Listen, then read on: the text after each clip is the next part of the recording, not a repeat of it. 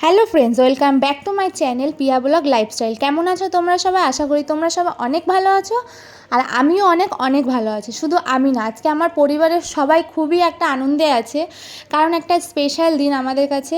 ছোটো কাকি আজ 1 বছর পর তার বাপের বাড়ি থেকে মা লক্ষ্মীকে সাথে নিয়ে ঘরে ফিরছে। তারই একটা ছোটোখাটো আয়োজন আমরা সবাই মিলে করেছিলাম।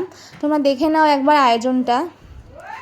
এখন সবাই জানো, এখন এই আনন্দের মুহূর্ত সবাই কাটায় ওয়েলকাম হোমের। তারই একটা ছোটোখাটো আয়োজন আমরা করেছিলাম।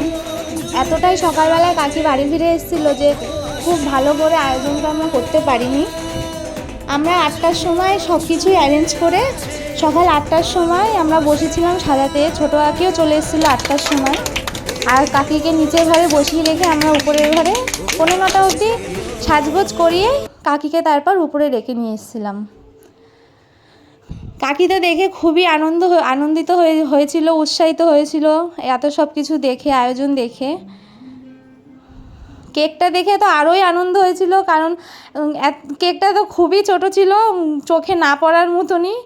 কারণ এত সকালবেলায় যা পেরেছি তাই আয়োজন করেছি, খুব চট করে এত জলদি কিছুই হয়নি, তাই সবই ছোটোখাটো আয়োজনও, ছোটোখাটো কেকও ছোটোখাটো।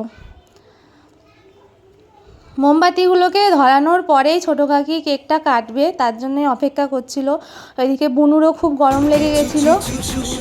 কাকি একা তো নয়, কাকাও কাটবে, কারণ এই প্রতীক্ষার ফল তো কাকির একার নয়, কাকারও। তাই দুজন মিলে কেকটা কেটে সময়টা কাটাতে চাক, সেলিব্রেট করুক এই সময়টাকে। আমরা আজকে খুবই খুশি, কারণ ছোটো কাকি একটা বছর অনেক কষ্টের মধ্যে দিয়ে গেছে, কারণ সে বেশিরভাগটা সময় হসপিটালেই কাটিয়েছিল। কারণ তার মধ্যে দিয়ে যে কী গেছে সেটা সে ভালোই বোঝে আমাদের থেকে, আমরা বাড়ির লোক, আমরা যতটা না বুঝি, তার মধ্যে দিয়ে যে কী গেছে সে সেটা ভালো করেই জানে।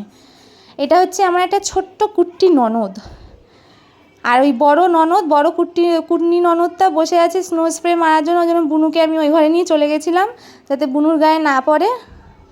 আর এই যে আমার ছেলে, সবাই তো ওকে চেনো, আগেও বলেছি, হনুমান যেমন একা 100 ছিল শ্রীলঙ্কায় আগুন লাগানোর জন্য, আর আমার ছেলেও তেমনি এই দাস পরিবারে আগুন লাগানোর জন্য একা 100। তার অবশ্য লেজের প্রয়োজন হয় না, হনুমানের যেমন লেজ ছিল, আমার ছেলে লেজ ছাড়াই একা 100।